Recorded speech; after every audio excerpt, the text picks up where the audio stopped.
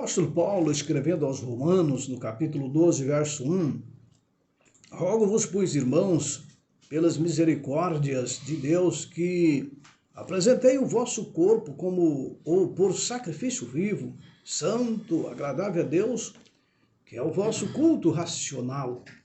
Paulo chama os cristãos para apresentar um culto racional, um culto com liberdade, mas ele diz mais no capítulo 14, o verso 5, um faz diferença entre dia e dia, outro julga iguais todos os dias. Cada um tem a opinião bem definida em sua própria mente. O que o apóstolo Paulo está tentando nos dizer em Romanos 12, Romanos 14, é que você tem que adorar de forma racional e de forma livre, ter liberdade de adoração, livres para adorarmos ao Senhor, livres para servirmos ao Senhor. E foi esse desejo de liberdade, de consciência, que inspirou os peregrinos a enfrentar os perigos da longa jornada através do mar, saindo dos países europeus e outras regiões do mundo, e suportar agruras, suportar riscos de selvas, de mar e de tantos outros obstáculos. Com as bênçãos de Deus, eles se instalaram nas praias da América do Norte, uma região totalmente despovoada na época. E ali eles queriam lançar o fundamento de uma nova nação, uma nação que pudesse dar aos seus peregrinos a liberdade de consciência para adorar, a liberdade de consciência para adorar ao Senhor, servir ao Senhor. Entretanto, aqueles sinceros, tementes a Deus, como eram aqueles peregrinos, ainda eles não compreendiam bem os princípios da liberdade religiosa. Não compreendiam bem o que era isso. A liberdade por cuja obtenção se haviam sacrificado tanto, mas eles não estavam dispostos a conceder essa liberdade a outros. Você vai compreender o porquê isto. Queriam fundar uma nação com liberdade, mas eles não tinham aprendido ainda o que eram essa liberdade religiosa. Muitos ou muito poucos, mesmo entre os mais eminentes pensadores e moralistas do século XVII, eles não tinham exata compreensão do grandioso princípio emanado do Novo Testamento sobre liberdade, sobre Deus como juiz de toda a terra, juiz da fé humana, como servir ao Senhor, como adorar ao Senhor de forma livre, como servir este Deus amoroso, mas também esse juiz amoroso de forma livre. Certo que a Igreja Romana, ela adotou para si a doutrina de que Deus confiou à Igreja o direito de reger a consciência e de definir e punir heresia. Esse foi um dos erros papais mais profundamente arraigado no seio da Igreja Romana.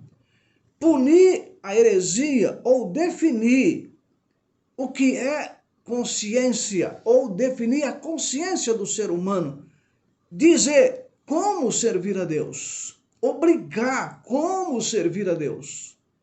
Isso foi um erro terrível para a Igreja Romana.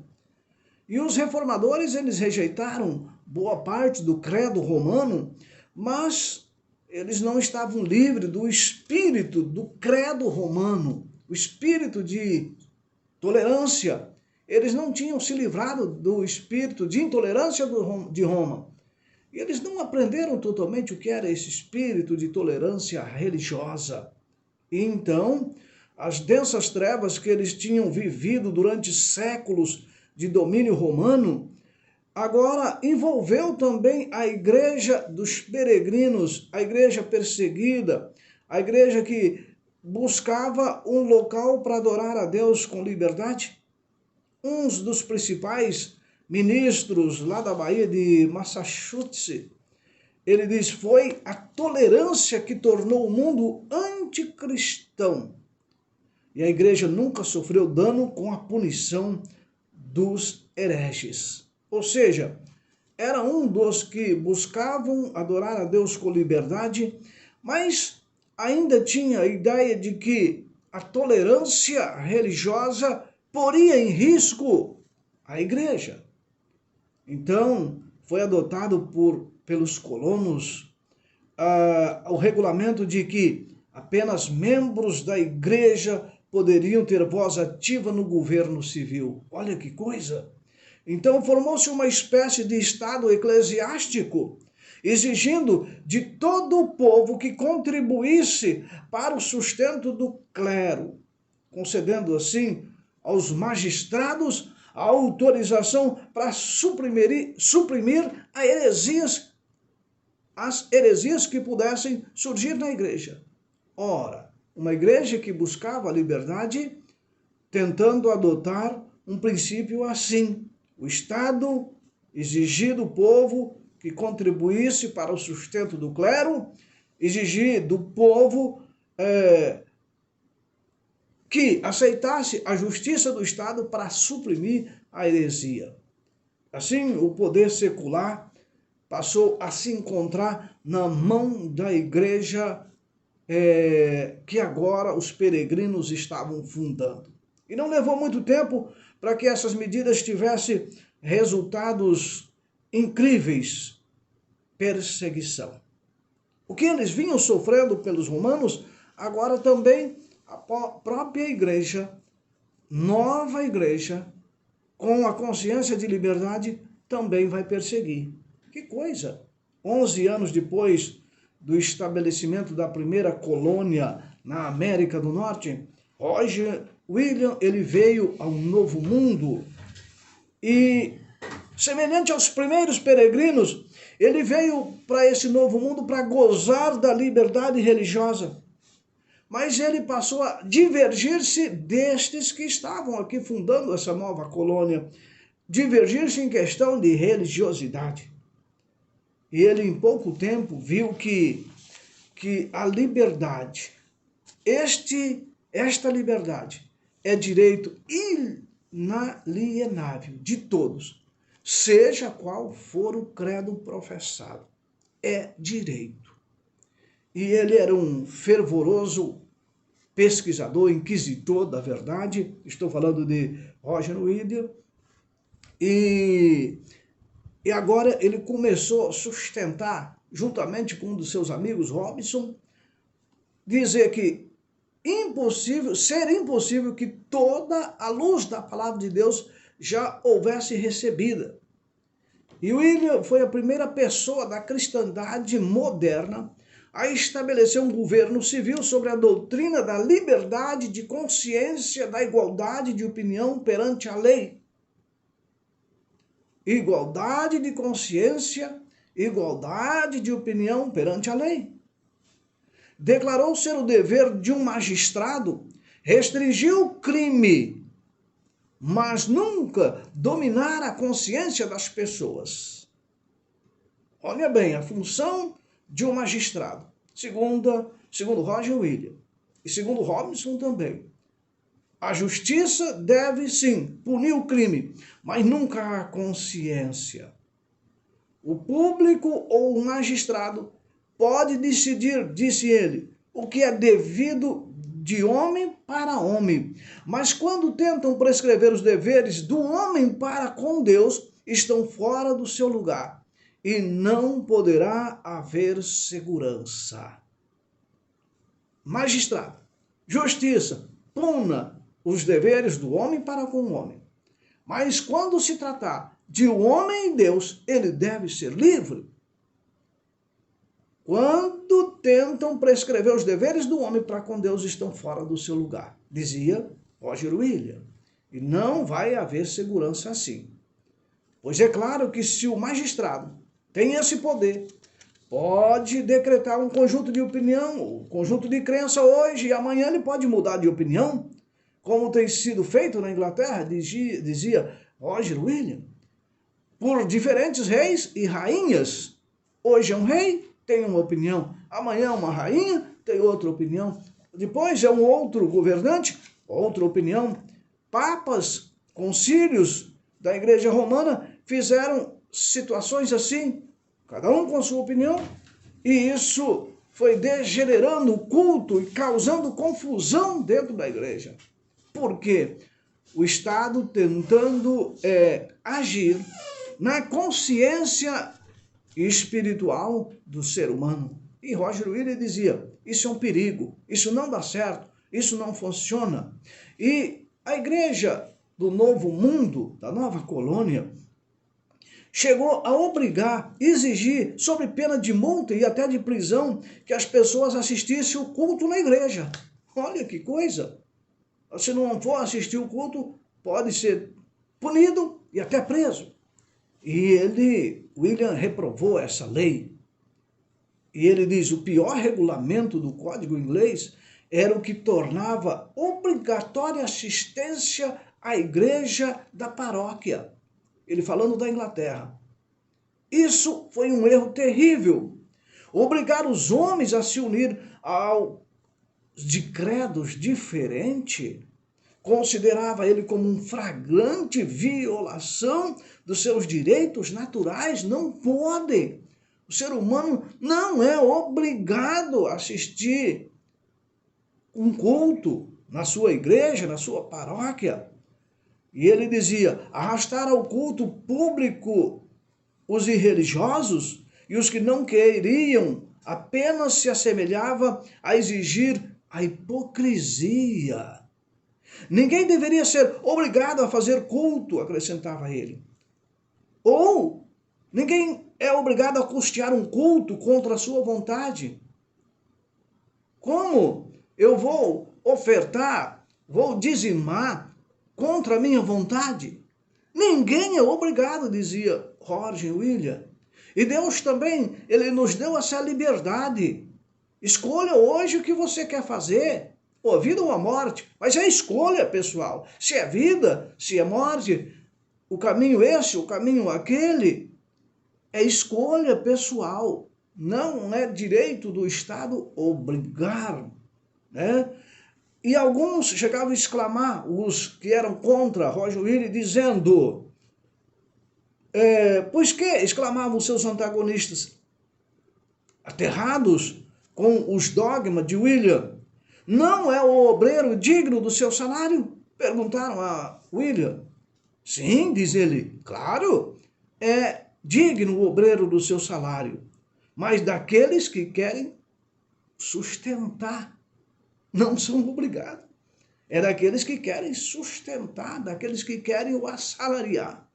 Eu não posso, dentro da minha igreja, que a igreja adventista, tem um sistema de dízimos e ofertas. Mas eu não posso, vamos dizer, por disciplina, obrigar ele a dizimar. Eu não posso disciplinar aquele que não quer ofertar. Ele está na igreja, ele quer participar, mas ele não é obrigado. Não existe leis que possam punir. Perceberam? Liberdade religiosa. A consciência é dele. Roger William, ele era respeitado e amado como ministro fiel e homem de raros dons. Ele era de inflexível integridade. Ele era benevolente. Contudo, a sua inabalável negação dos direitos do magistrado civil, a autoridade sobre a sua igreja, ou sobre a igreja, isso levou à perseguição de Roger William. Quer dizer, ele dizia, as pessoas são livres, vão à igreja se querem, devolvem ou ofertam, devolvem os dízimos, ou ofertam, ou ajudam a salariar o seu pastor, o seu obreiro, se quiserem. As pessoas têm consciência, é livre para isso. E por ele defender que a justiça não podia punir os fiéis que não fossem à igreja, punir os fiéis que não concordassem com a igreja, ele foi perseguido. Ele teve que fugir, ele teve que se afastar daquela comunidade, ele teve que procurar outros campos, outros lugares, e ele fugiu, até que na sua fuga ele encontrou um grupo de índio, uma colônia indígena, né, uma tribo indígena, e ali viveu algum tempo com aqueles indígenas, e ele ali buscou evangelizar aqueles indígenas, e depois ele partiu. Eu estou falando de George William. Ele foi para outros lugares e ele conseguiu fundar uma colônia.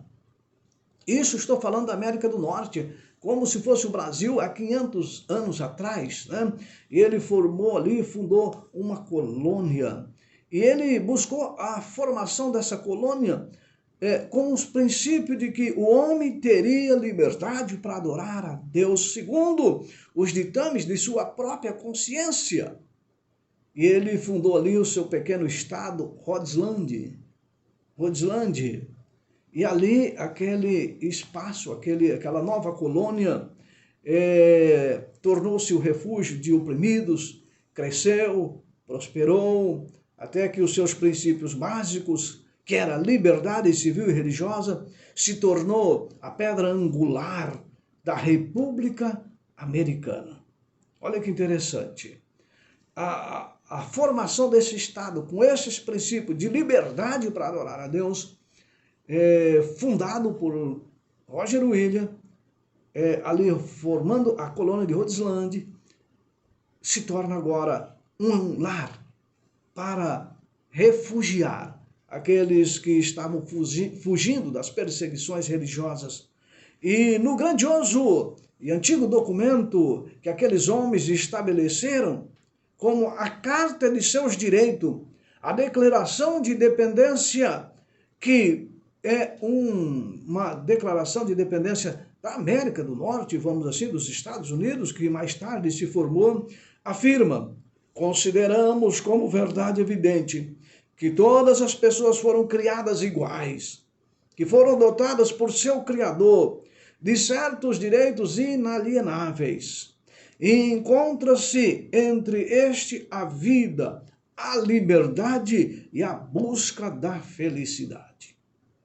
E a Constituição garante nos termos mais explícitos a inviolabilidade da consciência. Nenhum requisito religioso jamais se exigirá como qualificação para qualquer cargo de confiança pública dos Estados Unidos. O Congresso não fará nenhuma lei que estabeleça uma religião ou proíba o seu livre exercício. E assim, a América do Norte, os Estados Unidos, ele foi fundamentado nesse padrão de liberdade religiosa, consciência livre, independência, direito inalienável à vida, à liberdade e à felicidade. Liberdade de consciência, inviolabilidade da consciência. Nós não temos o direito de violar a consciência de ninguém. Você pode ensinar, você pode instruir, você pode oferecer ajuda, mas nunca obrigar. Não tente obrigar o seu marido, a sua esposa, o seu filho, o seu pai, ou a sua mãe, ou alguém. Isso é contra os princípios da lei de Deus, não só contra os princípios da Constituição americana, não contra os princípios de Deus. Deus nos deu livre-arbítrio. Busque, faça. Eu coloco aqui, ó, o caminho é esse aqui, mas você tem a liberdade de escolher, liberdade de consciência. Os elaboradores da Constituição reconheceram o eterno princípio que a relação do homem para com seu Deus está acima da legislação humana e de que os seus direitos de consciência são inalienáveis. Sabe, não precisou de raciocínio para estabelecer essa verdade. Alguém escrevendo diz, temos consciência dela em nosso próprio íntimo. É essa consciência que, em desafio às leis humanas, tem sustentado tantos mártires nas torturas e nas chamas. Sentiam-se que o seu dever para com Deus era superior às ordenanças humanas e que nenhum homem poderia exercer autoridade sobre sua consciência. É um princípio inato que não pode ser destruído ou desarraigado. Está na consciência do homem servir a Deus. Por isso, muitos foram à fogueira, foram mártires. Eles poderiam ter abandonado, mas a consciência deles não os traíam. Muitos foram mortos nas fogueiras, muitos foram mortos nas feras, no circo, nos coliseus. Muitos foram torturados de várias formas. Ora, eles podiam ter dito não, mas a consciência não negava a sua fé, não negava a sua esperança, a sua crença em Deus. Você entendeu? É uma convicção tamanha que eles davam à vida, e o próprio Cristo nos ensina isso. Você tem liberdade, escolha. Vai, não peque mais, mas é uma escolha também. Se você quiser continuar pecando, fica à sua vontade. Você não pode obrigar ninguém a tentar ser ou crer como você crê, a ter a mesma fé que você tem. Nós temos liberdade de consciência. E essa liberdade de consciência, em muitos países, ela é restringida pela opressão do Estado. Temos países no mundo, hoje, em pleno século XXI, países em que você não pode adorar a Deus, você não tem liberdade. Se você disser que é cristão, você é punido de morte, é perseguido pela própria família, é perseguida pelo Estado. Você não pode ter uma Bíblia na mão, você não pode ter conteúdos religiosos nas redes sociais, no seu celular. Você não pode cantar publicamente, você não pode adorar a Deus publicamente. Isso é restringir a consciência, restringir a liberdade. Você não tem liberdade. O Estado não pode obrigar o ser humano a adorar a quem quer que seja. Veja que no nosso mundo atual vivemos essa situação em muitos países. E a profecia diz que futuramente essa liberdade será tirada também dos fiéis filhos de Deus por leis. Leis serão decretadas exigindo a adoração a quem eles pensar, menos a Deus. Veja bem, agora, meus queridos, espalhou-se pelos países da Europa a notícia de uma terra onde o homem gozava o fruto do seu próprio trabalho, obedecendo às convicções de sua consciência. Milhares se concentraram nas praias desse novo mundo. Multiplicou-se rapidamente as colônias. Massachusetts, em virtude de lei especial, estendia cordiais boas-vindas e auxílio à expensa pública, a custo do Estado, aos cristãos de qualquer nacionalidade que fugissem através do Atlântico para escapar de guerra, de fome, da opressão dos seus perseguidores. Assim, os fugitivos e opressores, pela lei, se faziam hóspede na comunidade pública. Olha que interessante, Massachusetts, Estados Unidos, abraçando, apoiando, recebendo, à custa do Estado, os cristãos que fugissem da Europa, daqueles países que estavam perseguindo os cristãos, oprimindo a consciência. E assim foi se formando aquele país que hoje se torna a maior nação do mundo, né? 20 anos depois do primeiro embarque de Plymouth, outros tantos milhares de peregrinos se tinham estabelecido na Nova Inglaterra também, com os mesmos princípios de liberdade.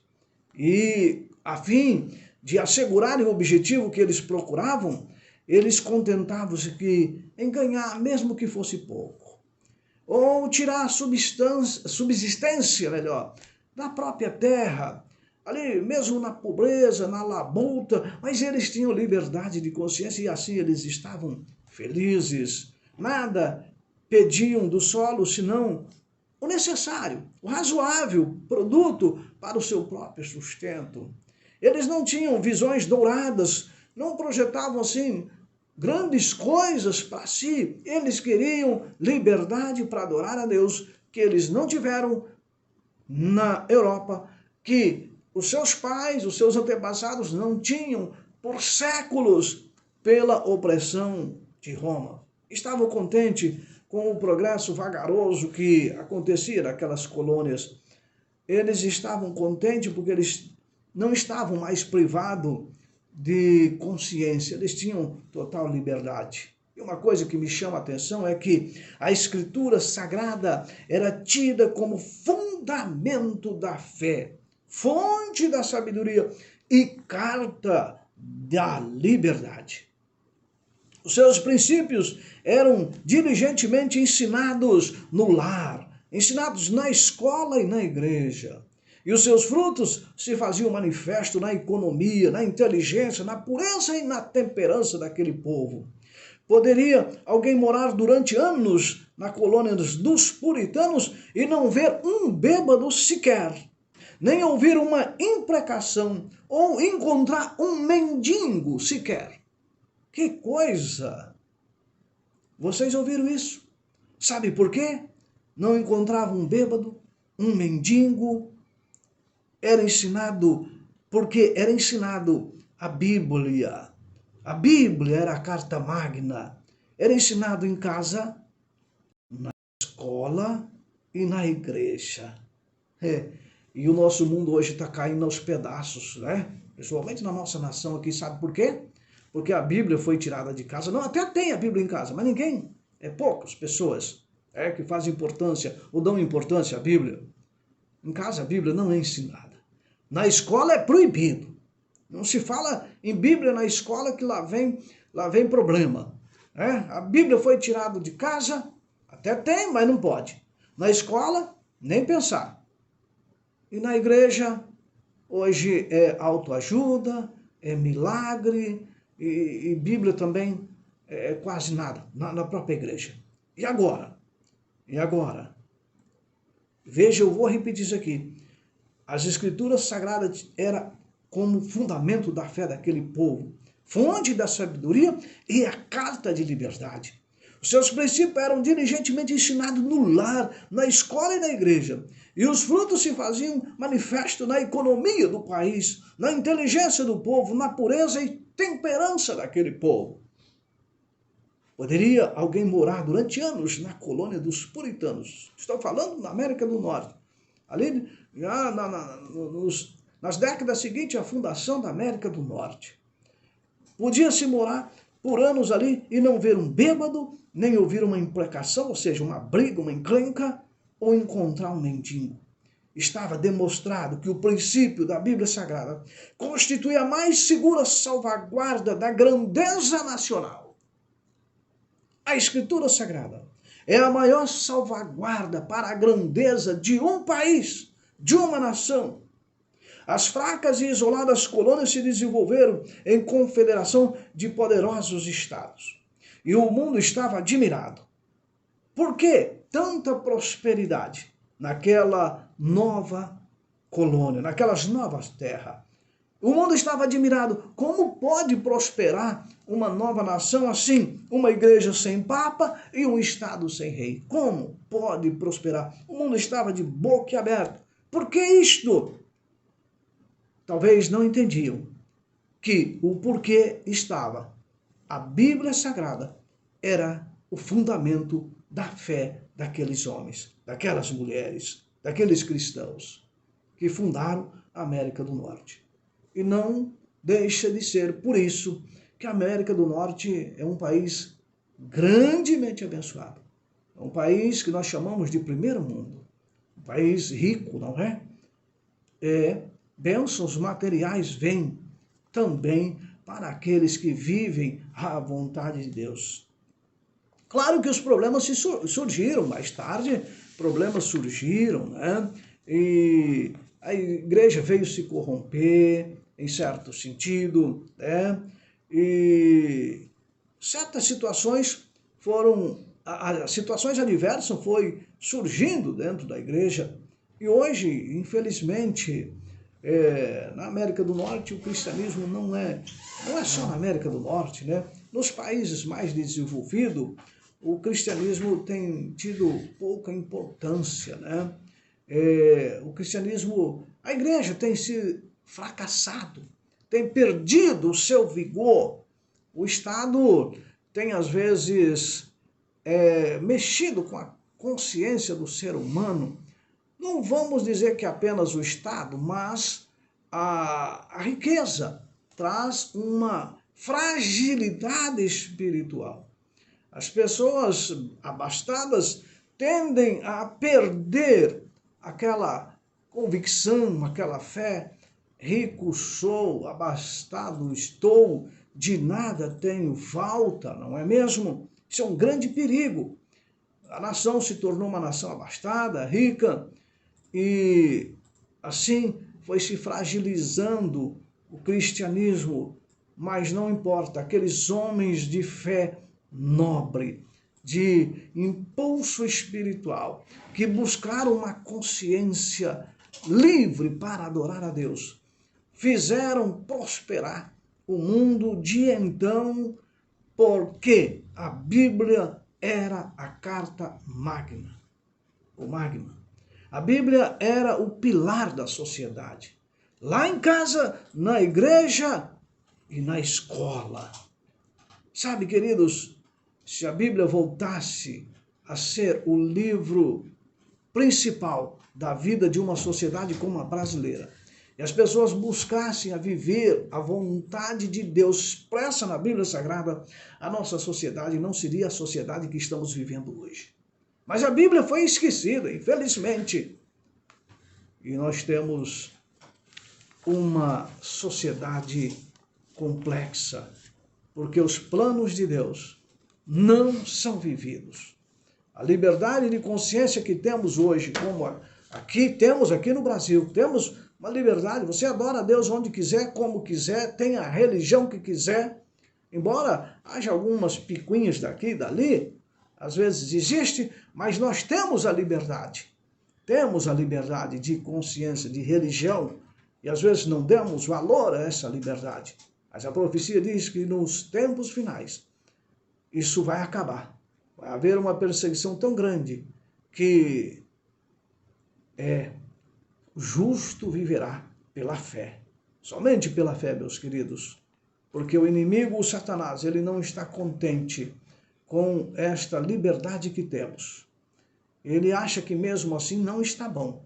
E ele vai fechar o cerco para tentar restringir, vai buscar restringir a sua e a minha adoração, como já acontece em países da Ásia, países da África e assim por diante. Mas que eu e você possamos aprender com estes homens, com aqueles peregrinos, a buscar a Deus com liberdade, adorar a Deus com consciência, adorar a Deus de forma amável, grande respeito, com grande estima. Que Deus te abençoe, tá bom, meu querido? Vamos orar, Pai querido, louvado seja o teu nome, porque tu és o nosso Deus, o Todo-Poderoso, e que nos dá a oportunidade de adorar ao Senhor com liberdade, aqui nessa emissora, lá em casa, lá na igreja, em outros lugares. Ó Pai, sabemos que há algumas restrições, mas o Senhor tem nos abençoado, que possamos dar testemunho, testemunhar onde estivermos, de que o Senhor é amável e quer o nosso bem-estar, a nossa salvação, quer o bem-estar da nação, da família, da escola, da sociedade, e a tua palavra é a base para tudo isso. Que possamos ver, ter essa consciência e viver a tua vontade. Te agradecemos e te louvamos por tudo em Cristo Jesus. Amém e amém. Meus queridos, eu quero agradecer a sua sintonia. Espero você no próximo programa, se assim Deus nos permitir. Até lá.